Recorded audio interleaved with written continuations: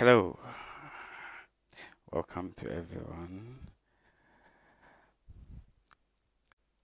to the first edition of Ticklish, and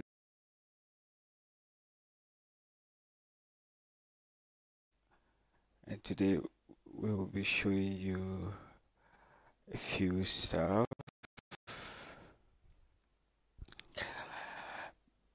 So, what is Ticklish about? Ticklish is going to be a channel that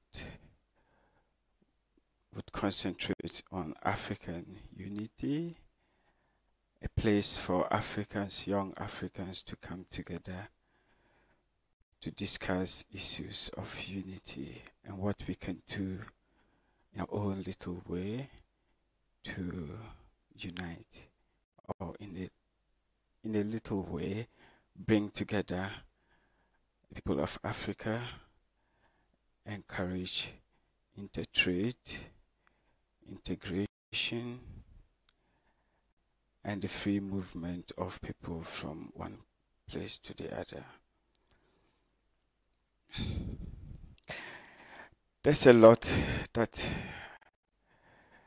is settled for today, but the first thing that I want us to do is answer the question, what does African unity means to you?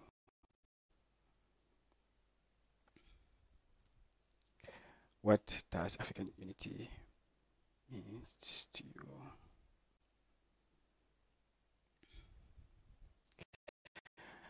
This is going to be an interactive show, so just Now, what I want you to do is to go to www.menti.com and use the code that is shown on the screen, 739941. And when you make your response, you will be able to see it right here. So I'm going to do it. What African unity means for me. So whilst I'm doing that, let's see if you can get some music.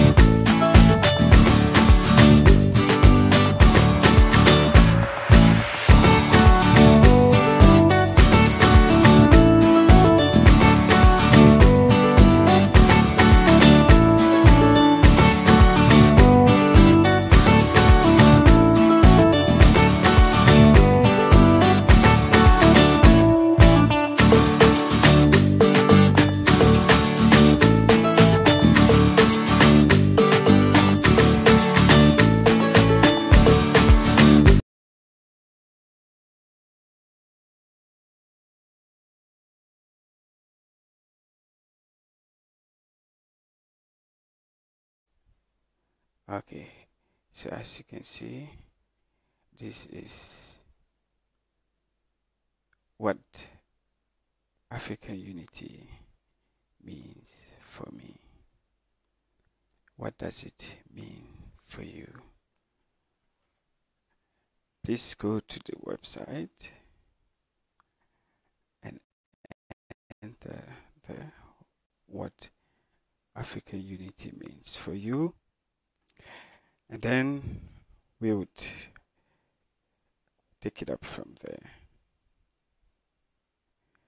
Okay.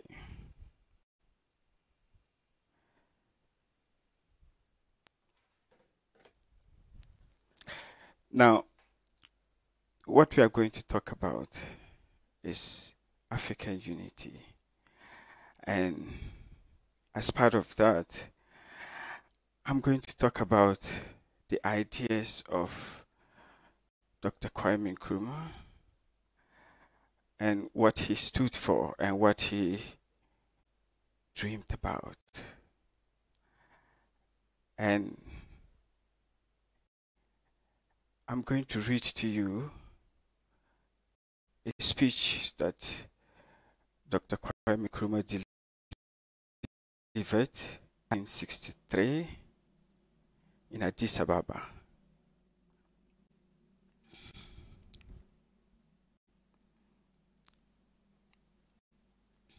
Okay, so it goes like this. I'm happy Baba on this historic occasion. I bring with me the hopes and fraternal greetings of the government and people of Ghana. Our objective is African unity. There's no time to waste. We must unite now or perish. I'm confident that by our concerted effort and determination, we shall lay here the foundations for a continental union of African states.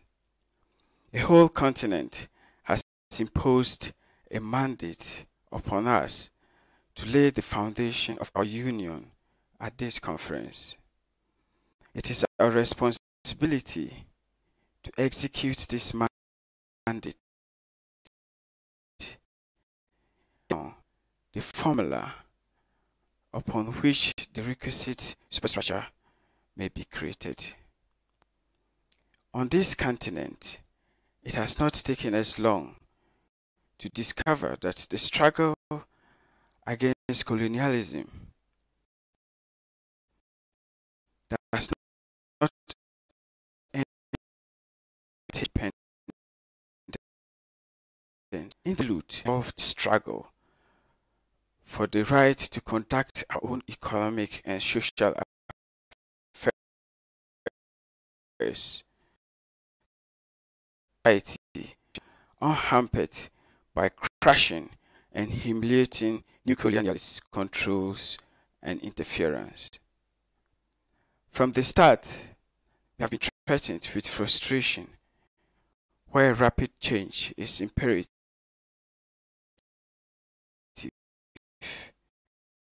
State and ordered rule. No sporadic act, no pious resolution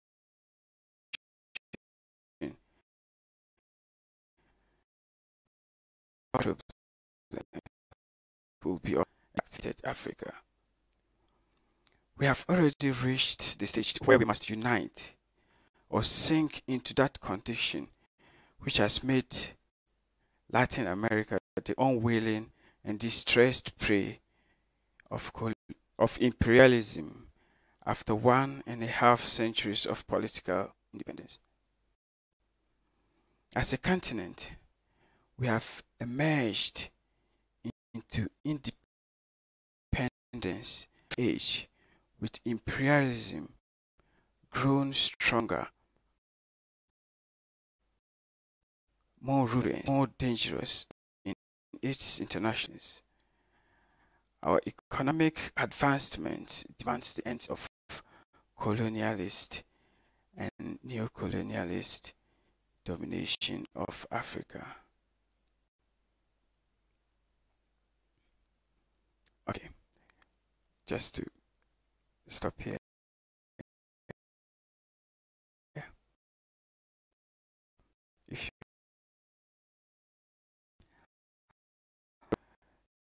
edition,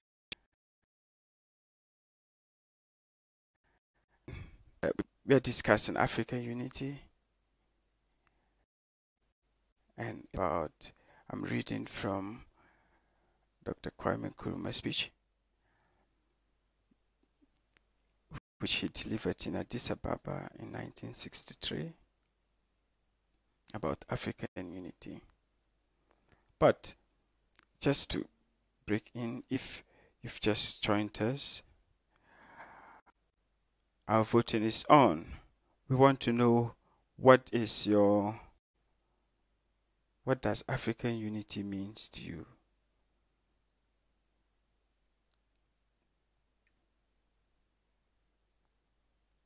So go to menti.com and use the code and enter 2 words that African unity means for you.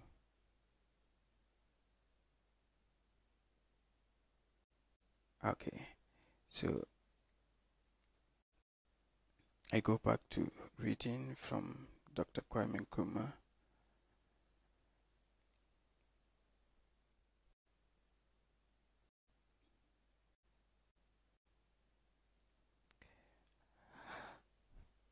The unity of our continent, no less than our separate independence, will be delayed if, indeed, we do not lose it by hobnobbing with colonialism.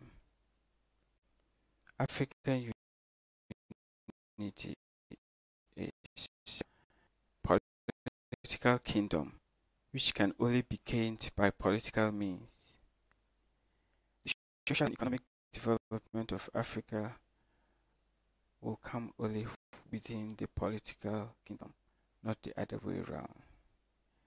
Is it not unity alone that can weld us into an effective force capable of creating our own progress and making our valuable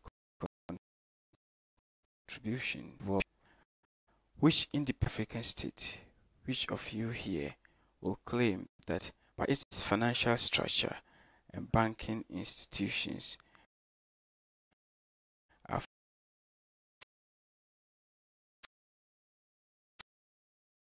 fully snatched?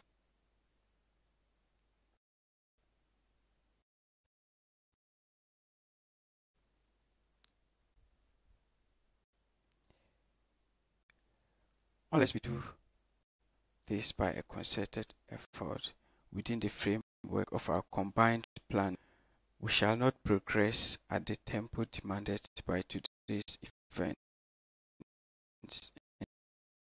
in the mood, and the troubles themselves become chronic.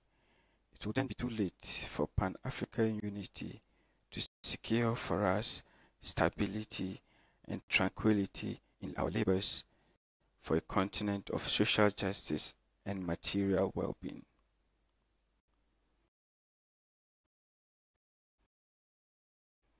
Our in potential hydroelectric power, which some experts access as 42% of the world's total. What need is there for us to remain hewers of wood and drawers of water for the industrialized areas of the world? It is said, of course, that we have no capital, no industrial skill, no communications, and no internal markets, and that we cannot even agree among ourselves how best to utilize our resources for our own special needs. All stock exchanges with uranium, platinum, copper, and iron ore. Our capital flows out in streams to irrigate the whole system of Western economy. 52% of the gold in Fort Knox at this moment, where the USA stores its bullions, is believed to have originated from our stores. Africa provides more than 60% of the world's gold. the uranium for nuclear power, of copper for electronics, of titanium for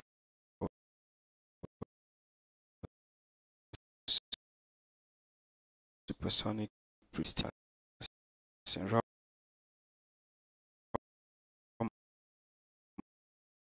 materials.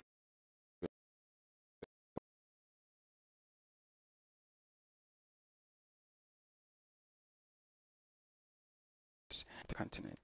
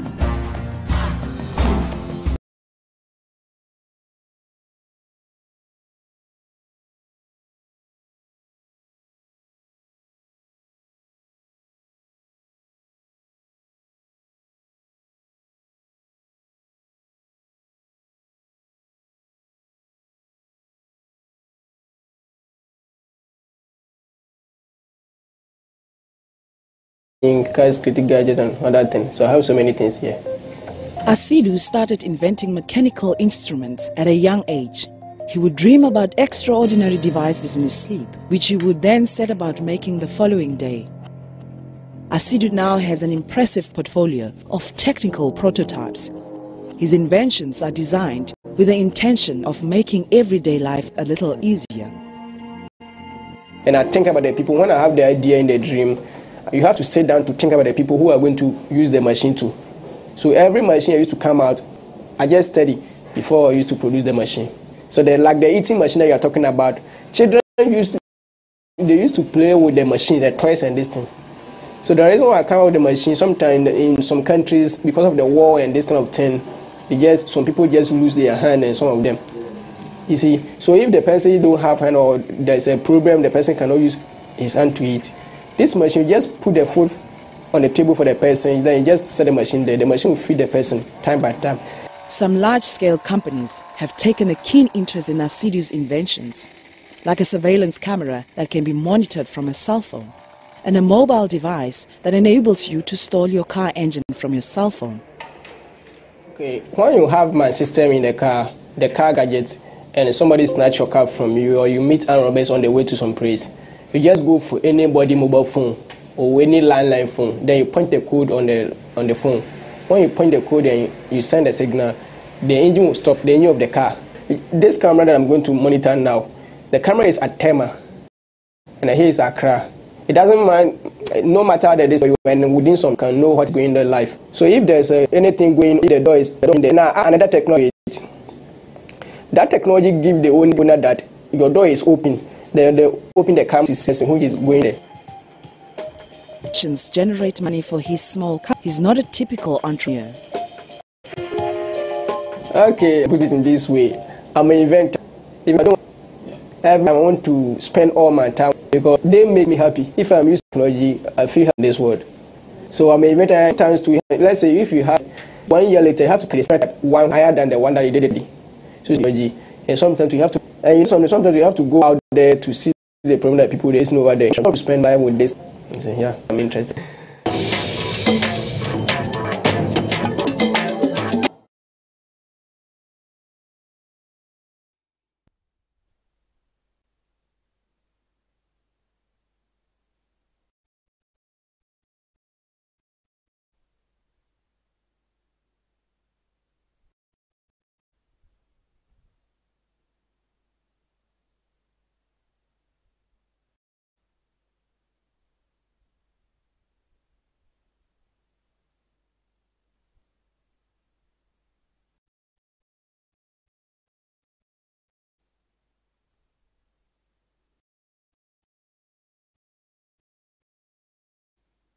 About that hijab. Okay, so that was one of the inventors from Ghana, Asidu Abudu, and you've already seen his inventions and what he has done. And that was an interview from a news agency that went to interview him.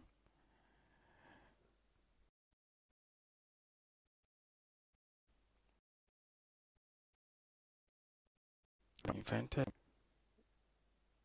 We have the guy who made the iPhone or the tablet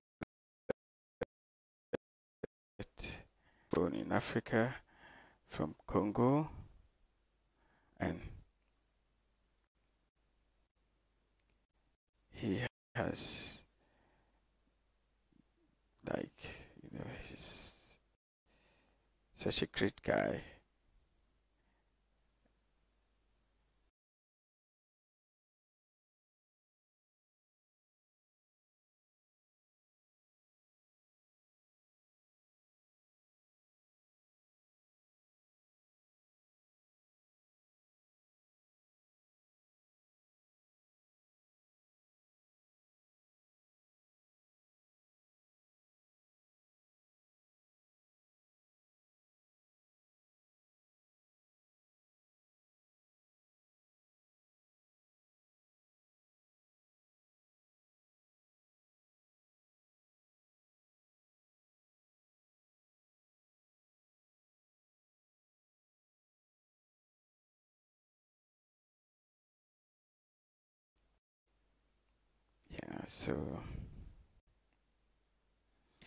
So he had an interview, which I'm going to play. Just be aware it's in French. So if you don't understand French, sorry about that. I don't either, but something that those who understand French can see what he has done, and then we'll talk about it afterwards. So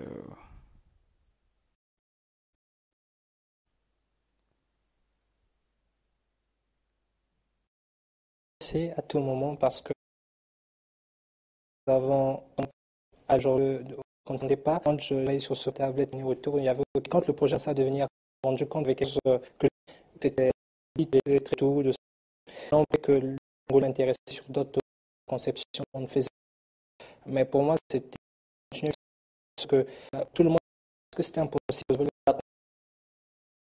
ni africain. C'est la première fois qu'on m'appelait le Steve Jobs. J'étais à ce que Steve Jobs, c'est quelqu'un que j'ai référence pour vous. Dans ce que je fais sans avoir lu, parce que donc cette chose, moi, de pas toujours été de donner à la technologie. Je connais encore sur le continent africain parce que je pense devront avoir nous avons allumé aujourd'hui un peu au devant de la scène et c'est quelque chose qu'on ne s'attendait pas. Quand j'ai commencé à travailler sur ce projet de la tablette tactile, c'était pour moi d'abord un challenge technique. Tourner autour, il n'y avait aucune idée entrepreneuriale. Et quand le projet a commencé à devenir concret, je me suis rendu compte qu'il y avait quelque chose que j'ai vu. C'était sans compter les. Comme vous dites, j'ai été traité de tout, de ça.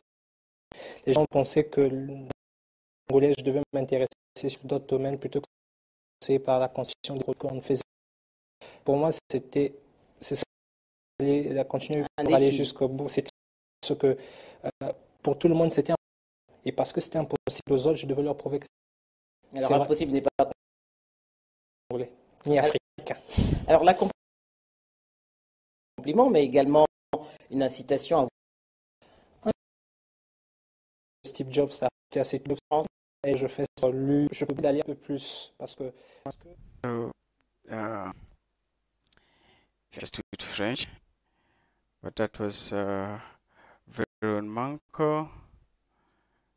He's the founder of VMK and the inventor of WayC tablet, Africa's answer to iPad. He's also the creator of the first African-made mobile phone, Elikia, which means hope. With his invention, the Point Noire-born inventor has been able to provide affordable smart devices to his country and Africa, and also increase internet access in the country. Veron hopes to compete with multinational American and Asian tech companies like Samsung and Apple. He also hopes to train young African entrepreneurs and make his product affordable for Africans.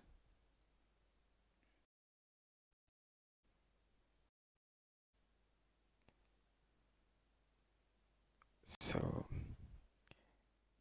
he has done so much, and he since 2011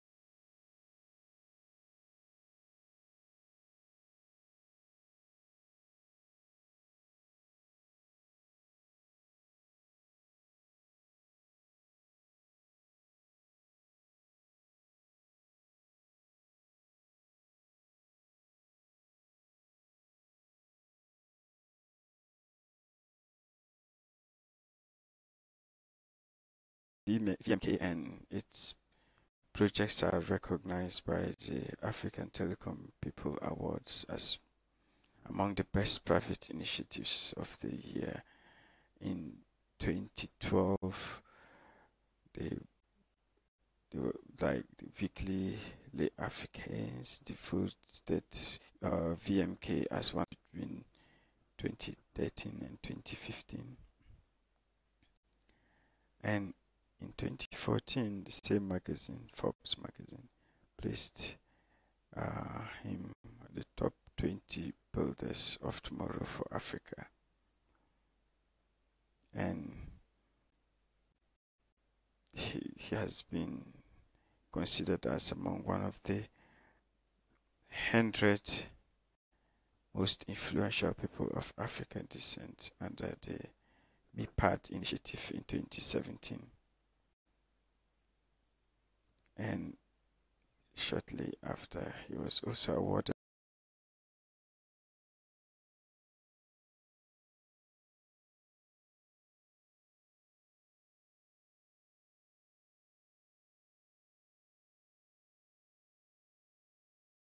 the Best African CEO trophy at the African Investments Forum and Awards in Paris.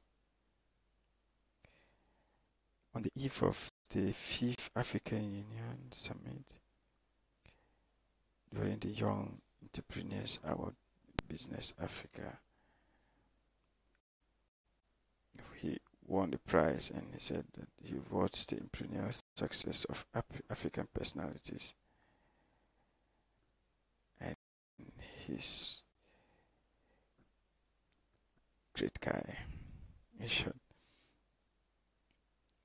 So he's one of the great inventors that is making the waves in the African continent.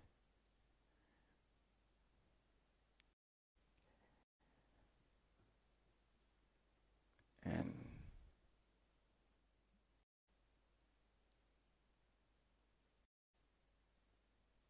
yeah, he's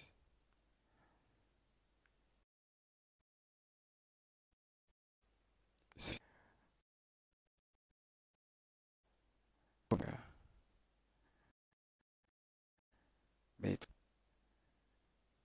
I have one.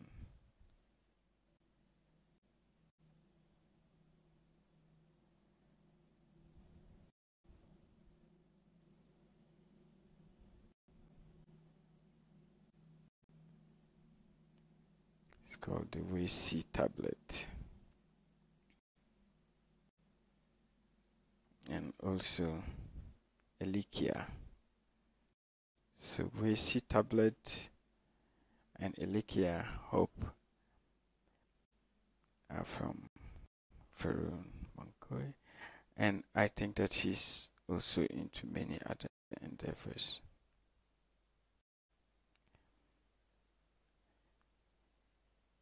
All right.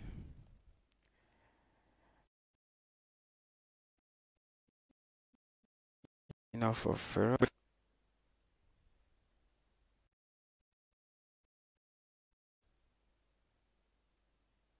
We also have one from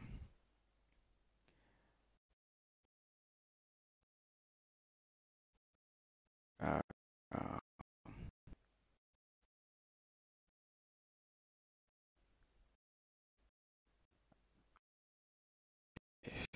so the next inventor that we are going to talk about is Evans Wandongo. He's a Kenyan engineer and the co-founder of Greenwiz Energy Limited.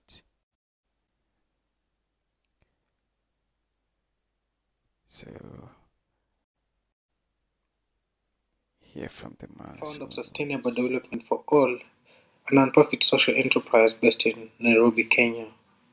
At SDFA, we are concerned about the issues of energy poverty, lack of skills among young people,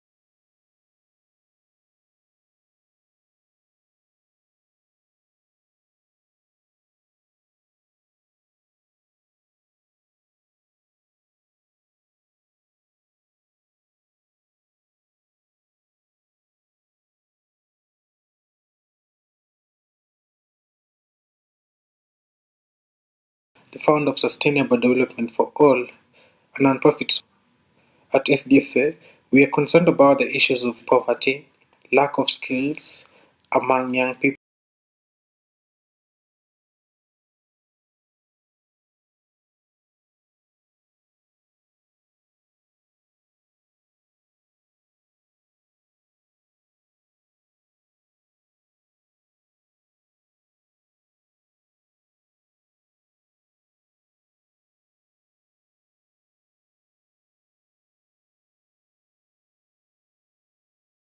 The founder of Sustainable Development for All, a non-profit social enterprise based in Nairobi, Kenya.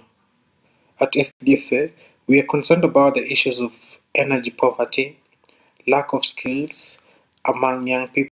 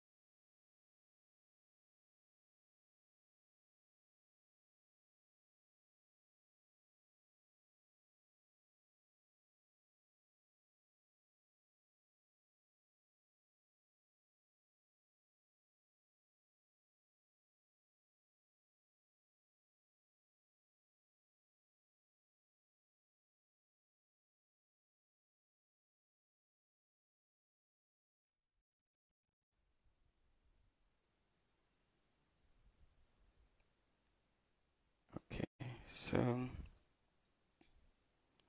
this is about uh,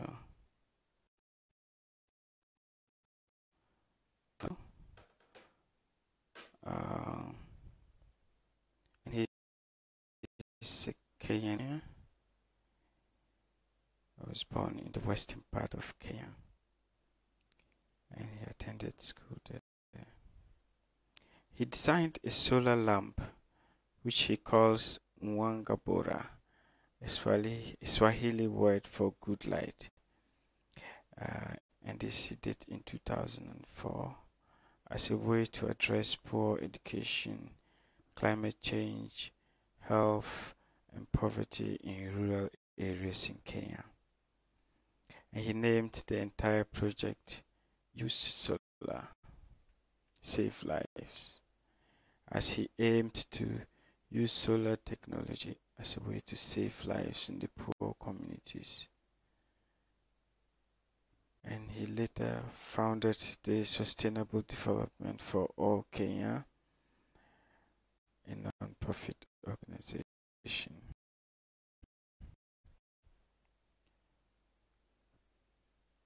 So he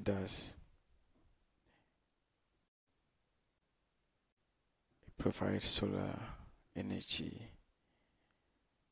for people, and he trains them, or the youth, on how to make the energy lamps. So that's something worth celebrating.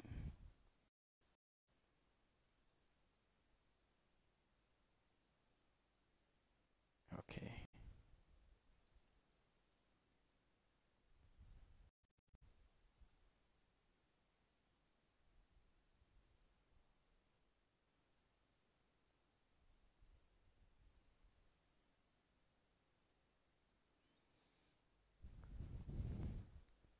So what does African unity means for you? What does African unity means for you? African unity means a lot to many different people. And as I earlier spoke about Kwame Nkrumah's speech at Addis Ababa, and you can see that even at that time, Nkrumah knew exactly the things that we would be facing now. And so he decided that the best way was to get the governments of Africa together. But that didn't happen.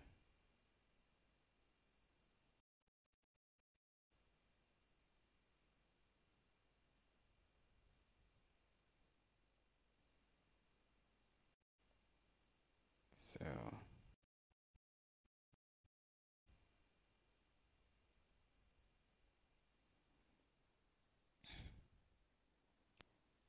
Nkrumah wanted the united Africa, but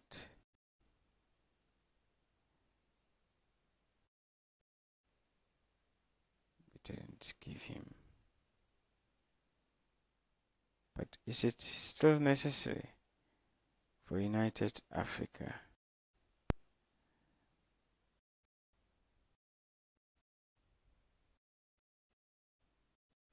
Nkrumah said it is popular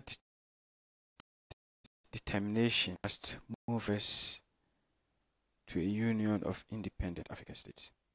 In delay lies danger to our well-being, to our very existence as free states. It has been suggested that unity should that it should go piecemeal. This point of view conceives of Africa as a static entity which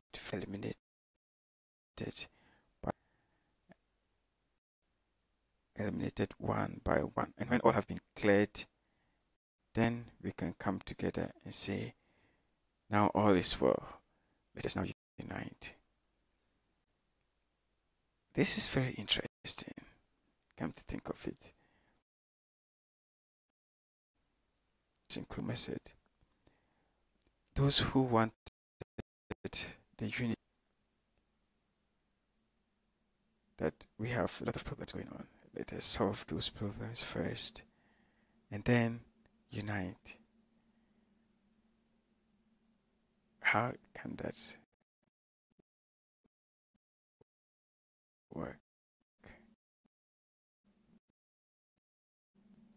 That this view takes no account of the impact of external pressures, nor does it take cognizance of the danger that delay can deepen our isolations and exclusiveness, that it can enlarge our differences, drifting further apart into the net of neocolonialism, so that our union will become nothing but a fading hope, and the great design of Africa's full redemption will be lost, perhaps forever.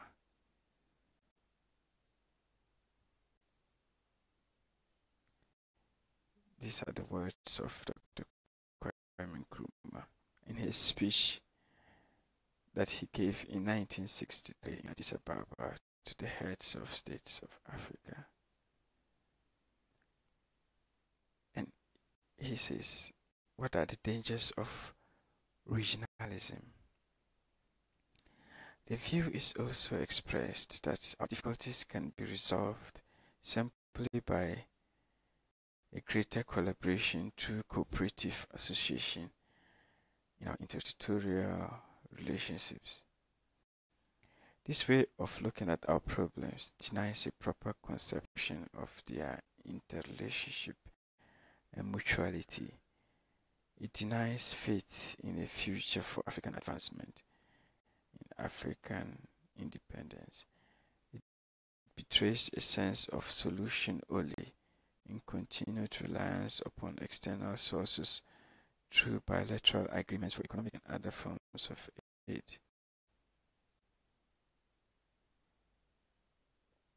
Yeah,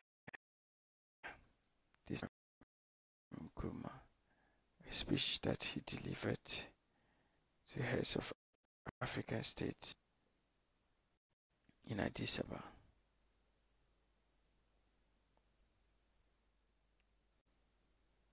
So can we unite? Is unity possible? Is it even relevant?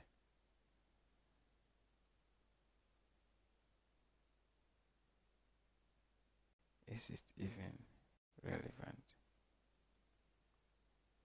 Maybe it is, maybe not.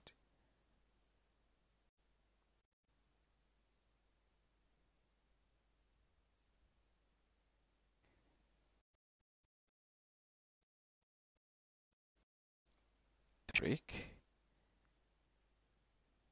and leave you with some music.